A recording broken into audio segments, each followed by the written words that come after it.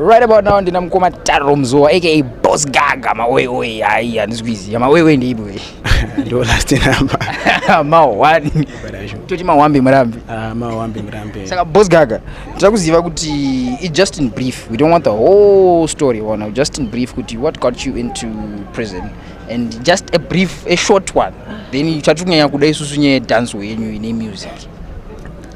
Yeah, chikaita kuti ndizosvika kuva mukati menzvimbo inoyi inyaya yekuti musha yangu ndeStocktheft. Stocktheft. Saka ndo musha ikandionza muno. We don't want the whole story now because the show is all about music and what you do. So anyways, Mkomongo, Boss Gaga. Ndozoti makatanga music rini. Munomu kana kuti muchiri kunze. Ya mangoma ndakamatanga ndichiri panze. Pamene ndiri panze manje ndisaona chi time nawo manje mangoma bozi. Ndandiri munhu anga ari business zvinhu zvakawanda kumaisa ndi zvinhu zvakawanda. Saka time yangu ndakazonazoiwana muno bozi muno hapana zvakawanda zvekuita. Nguva zhinji titi ngori muno mukati. Saka talent yangu ndokutanga unazodiscover kuti okay, so ndine talent. Saka till now ndakunazoziva kuti talent but zvakanaso booster ndamuno pandakachitanga. I want you to speak up a little kuti mic inyasokupika. Okay.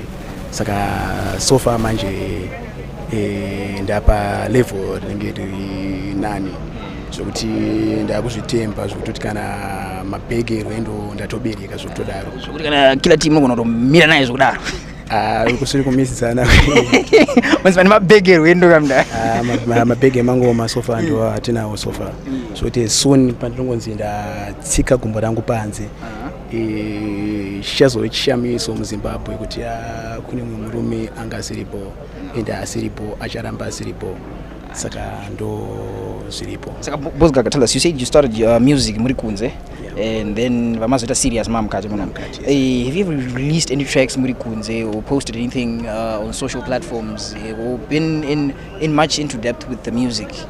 Yeah, music ndiri panze ndairowa but ndine matracks andakatorowa but ndakatomboshanda na Alivio geographically. Ali music. Ndakamboshanda naye but mangoma angu yanambokudza nasiri serious nemangoma kana kumafambisa futi ndengonita punguva yachona but so far mawani. Tinoda muzotipo kana craft mbichana 2 tomonzwa masembo zemangoma acho aizi hapana. Saka so far like how many tracks have you written muri muno? So many tracks. Akawandisa stereki zvototi ndanga ndichitaura kuti soon ndangonzi ndatsika gumbo rangu panze mawani anengatori mawani zveshuwa. You're promising fireworks? Fireworks zvototi vanhu vachachikoka. So any other than Alivio music, how many what other people have you worked with, like producers, promoters, the other artists and stuff? Yeah, producers andira kushanda naye akawanda stereki. In fact etona azandira kupindira but munomupindura ndaiva na Ali vegetcraft nemwanonzi Chegos Chagombera ndiomwe futi producer ndakamboshanda naye ndiri panze. Dzimwe dzenguva futi ndaimboendawo kwa Julo touch ndokwanembonombobata maworks angu but ndasiri much interested nemaworks time yo ndiri panze sezvo ndave nazvo nezvidhauta kuti mayando ndine talent iri apo zongochizvidhauta apo zongochiona kuti big 5 yachona futi ndenge chimba unozoona kuti maya ndandidzikurwa neava dzinotoda kuti saka sofa manje ndakazonasoona kuti ayo ndizvo kana ngochona kukura vachipinda pastage vachiremerwa last number what nini ndingadi otherwise where does Boss Gaga come from? Gaga iri zita iri in fact rega rine zvarinoreva because ipfuti yakazvimirira yega Gaga ni M60 so takabhesa maoi ndo slogan mwana wemboy takanonanganisa futi zvinhu zvachona zvekutoti tikazoramba tichitoenderera totozopinza busy. Wa channel AM na Gagania toy ma oi shava mwana wemboi andikendenge ina ndizwai Mwari vanoziva kwandoenda imi vanonanganisa Mwari vachienzanisa Mwari ndeve munhu wese pane vanotsikirira vachida ndigumire munzira aripo anondisimudzira saka vanonanganisa Mwari vachienzanisa Mwari ndeve munhu wese pane vanotsikirira vachida ndigumire munzira aripo anondisimudzira vanosaiza malevo vanopima changu chikero uyu agoni manyembo yakatanga iri ziro asi yakaguma yave hiro vondikandira mari mundiro vanosimudza marombe vachimabvisa mudust kare agare ari past saka kubva nhasi upenyu ivhiri haisi pais ndini ndakuroka dhanzimi vanonanganisa Mwari vachienzanisa Mwari ndeve munhu wese pane vanotsikirira vachida tigumire munzira aripo anotisimudzira emunakagania toi maoi oi shava mwana wemboi chimoko chacho wega uya wega uzvionere imi angove matuna kunaka kwacho ndosaka ndabvunza baby house kuda kana kutori kuda iwe chiuya pano katione imi angove matuna kunaka kwacho ndosaka ndabvunza baby house kuda kana kutori kuda iwe chiuya pano katione karunako rwako runodhingura chikero bhodhi yako bongotira uya hero bonopfura murai vobva vati zero ngende rabva ratorira bhero yazosara iri kusara vachionga mikono yatanga kubonga kwenda nekudzoka shoko hatina kumbononoka takangoriwa ranyura imi angove matuna kunaka kwacho ndosaka ndabvunza hausi kuda uri kuda iwe chiuya pano wachanali ndiani ndiudze zvizere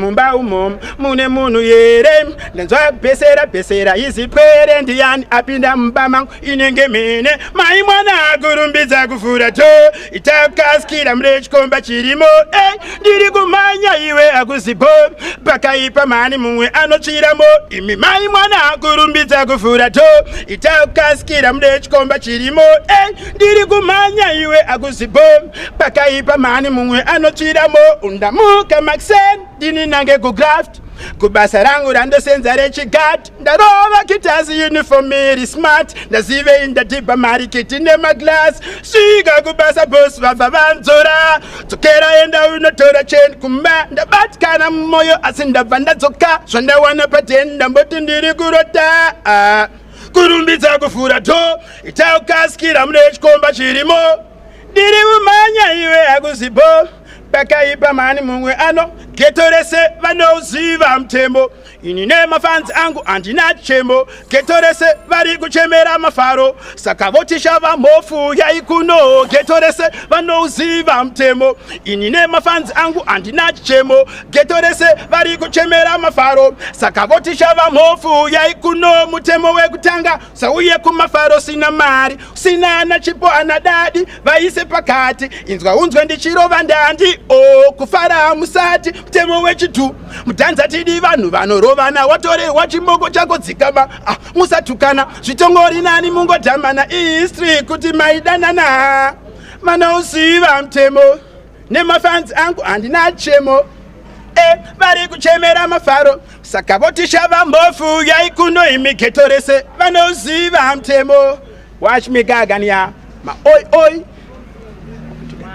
man gagani segura aiwa mnandi fire baba fire karagara ari past ere mdara abuze aunanekera nemari. So what would you want to say to all the people that are listening out there? What do you want them to help you with? Kuti vakubatsiridze unoziya I have something that is burning to say. Fantan mukasaona team riri kunokuwira usikuziya zvauri kuita pazimudhanzo baba indo inonzi zimudhanzo chaiche.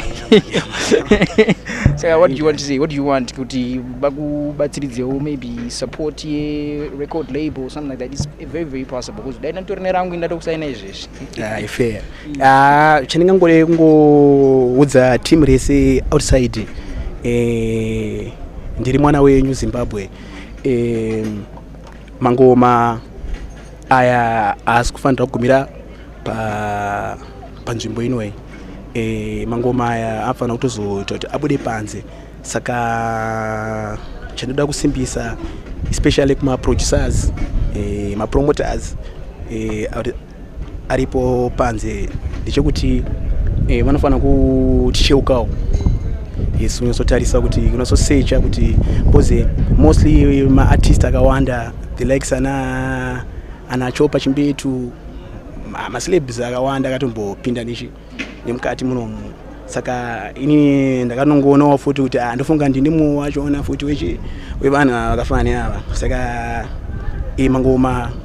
mangoma iplenty ka mangoma iplenty saka ngori nyaya ngoti munhu achona manje ngori munhu angori kuku but chipo ndotange ndabatwa boss gaga vari kuku mawanzwere kuti kana zvandibata manje ndotange ndotochinja kuti munhu angonoshamisa kuti iyo ndiye munhu angachimberi pepe saka saka nongoti kuma-producers like ana Fantani ana Oskid ndo vamwe ndirongonzwawo ndinoona mune mamwe ma-songs andirongonzwawo avari kurekodha saka ndinenge ndine mawishes ekuti but ndingabuda ndobatani first anga ndichingobudawo bodzi mangoma yasona kumira nzira saka ndeopiwo ndikanatsonanganisa naye akandipinzawo muzvino saka ndo zvinhu zvandida kudza kuti likes kuti sofa ndichimboripo mukati munomu saka zvinhu zvinenge zvinondibatawo futi kuti netime yandichitire mangoma ndakakipa kusvika tempe chanokwana ndo but ndinoti Mwari vari kuziva.